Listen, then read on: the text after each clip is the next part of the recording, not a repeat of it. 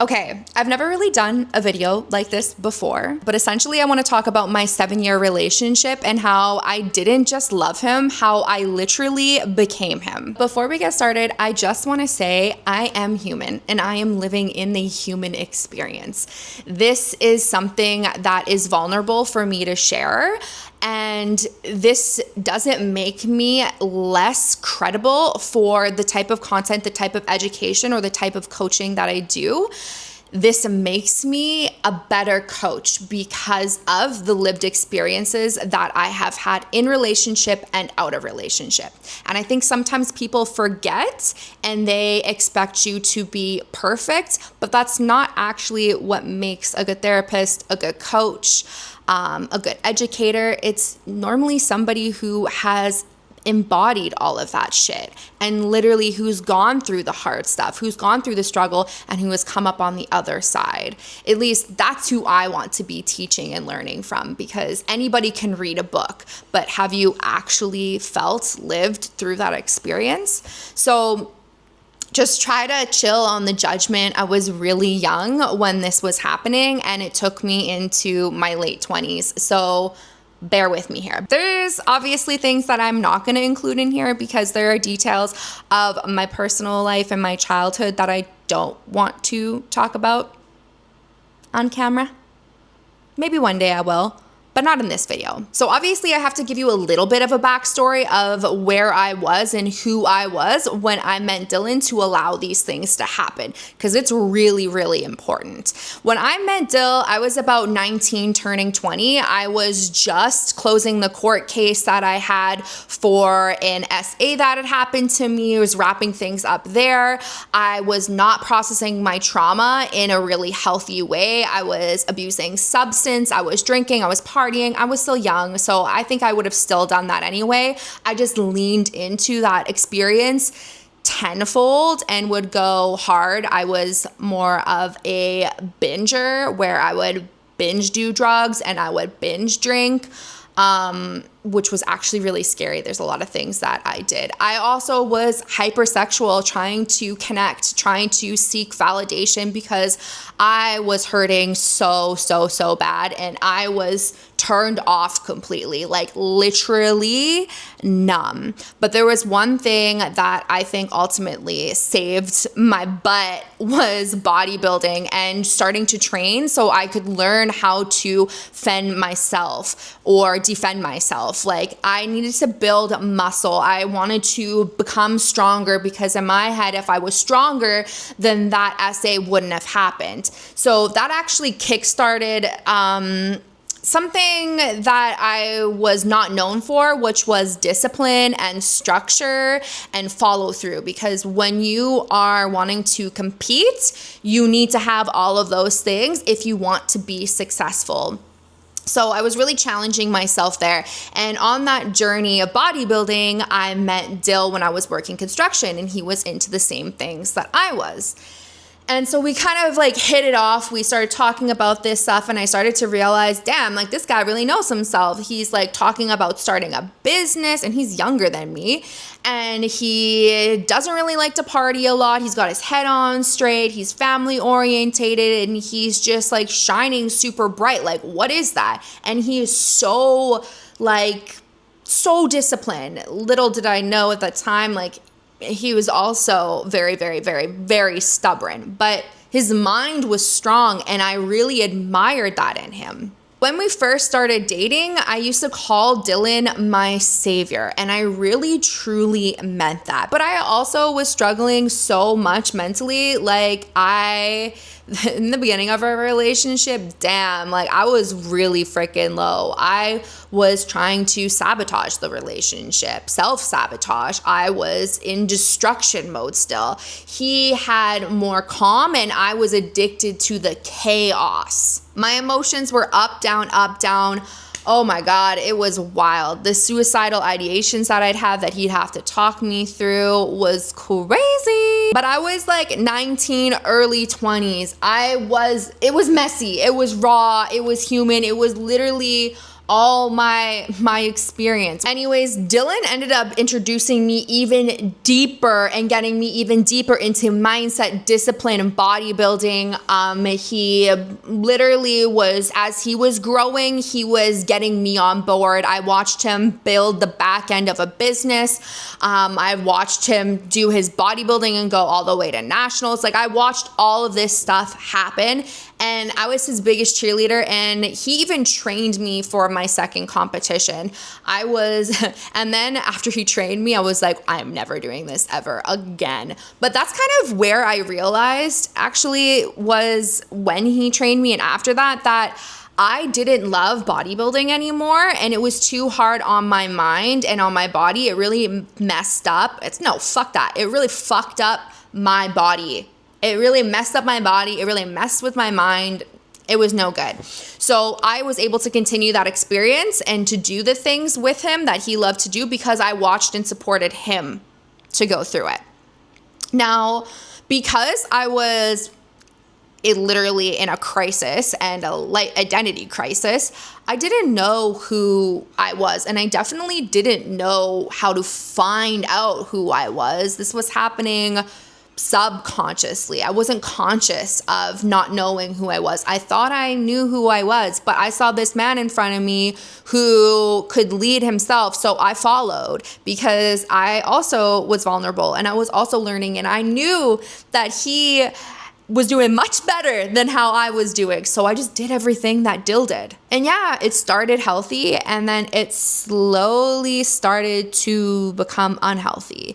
Like, not our relationship, but my relationship with myself became really disoriented. Like, I went from being really happy to back into depression, and I was really confused. I was like, what the fuck? I have it all. I have this healthy relationship. I have this amazing person here, but I'm still freaking sad. I'm so unhappy.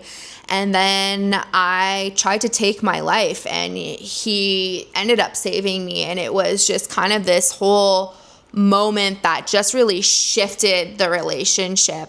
Ultimately, I think that was something we never really processed together. It was kind of like, okay, I'm here now, like, let's just move forward. But yeah, it was totally freaking wild. I would say shortly after that, COVID came, and that didn't obviously help my depression, but he had a plan because he always had a plan and a solution for everything. He was like, why don't you start doing TikTok? This will be really great for you, blah, blah, blah, blah, blah. He was doing it and doing content and had been doing YouTube already. I was like, okay, perfect. Started doing it, started talking about just like basic feminine hygiene stuff that I thought everybody knew because my mama taught me, and realized that like half the internet didn't know. Grew my following all the way to over 800,000 people. Lost my TikTok because obviously I started talking about sex, but I also had started building my YouTube so I could elaborate on lots of the stuff that I was talking about on a more safe platform. So he got me into this whole journey, this whole YouTube kind of experience. And it was easier to talk to the camera because I was always like in the back of his videos, and I was always like his film person. It was like, you guys, I'm gonna be really honest. Like, I essentially dated my best friend, and not in the way that you want to. Like, my partner currently now, he's like my best friend, but not in this way. Like, old Dylan was literally my best friend, and I didn't feel like a woman at all. And it really started once I started diving more into this journey. I started being like, okay, I'm gonna become a somatic sex therapist, and I'm going to start educating myself so that I can help people, because credentials are everything, and me just being an RMT isn't enough. So I got certified in somatic sex therapy, and then that really tuned me. And when I entered that program, they said it was going to flip my life upside down, and anything that wasn't in alignment was going to come out. I did not think they actually meant that. Okay, I was super grateful. I'm very grateful now because it highlighted things I never thought I would have ever seen, and everything happens for a reason. So bless. But that was those next 2 years after I left that relationship were fucking rough, okay? But in that program, I realized I was not as feminine as I thought. I was like, oh my God, I feel like a stiff board. Like I have no hip motion. I don't know. Like I feel just like hypersexual and really out of touch of like with who I am. I realized I was a performative sex giver. So I would drop into like porn star mode, and I was a big old faker. Like I was all of these things because I was not here for my pleasure. I was here solely for his pleasure. That's why I freaking had the body that I had, even was so that he still found me attractive. You guys, this goes so deep. You can obviously see where I was at. So 6 months before we split, I started doing pole dancing, and that literally changed so much for me. I felt sensual, I felt erotic, and everything was so good. But then I started to realize that I didn't have that in my relationship and that I felt masculine.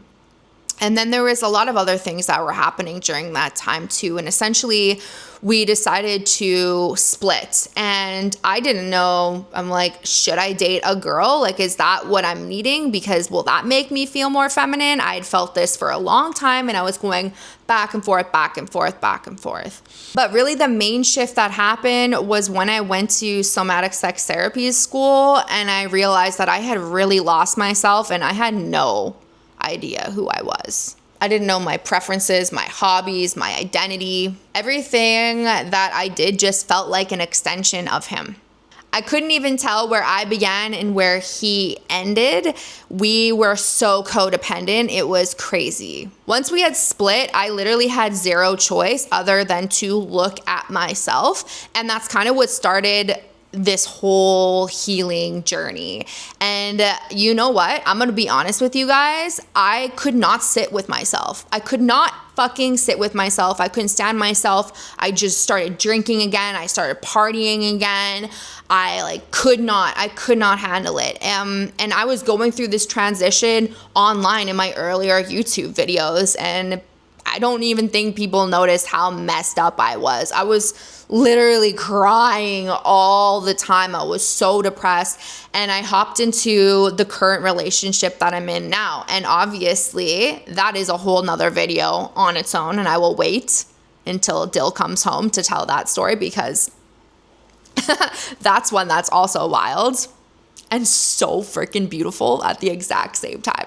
But looking back and seeing what I know now, it's the craziest thing ever, because I literally became Dylan. I needed to figure out what was me. Did I even like going to the gym? And it turns out I like going to the gym, but I don't want it to be as serious as it was before. I go to the gym about 4 times a week now, and I just started falling in love with it again, because it was a part of my life, but not as much as it is now. Like now it's more for like my mental and then like my physical health, where before it was like straight aesthetics. Like Dylan that I'm dating now, like he loves me to love my body. He's like, do what you want, what makes you feel good. He's like, I love it when you got some curve. I love you when you got some squish, where the last one wanted me to be shredded all the time. And that's not how my body feels best. That's not how I feel good being in my feminine. Like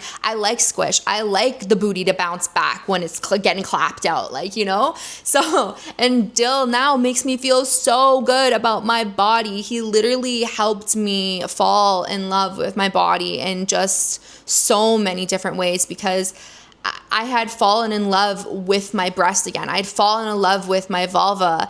And he also, when he came in and he told me he loved these parts too, and he showed me love in these areas, it was like, holy fuck. Like, it's not just me that loves them. It's this person that also loves these areas too. And I wish that for every woman out there and every man, that their partner loves the way that they taste, loves the way that they smell, loves the way that their nipples are, just like fully loves and is obsessed with you because it's so freaking possible. I literally manifested that. I like begged for that all the freaking time. I just wanted that so deeply, and then I literally have that.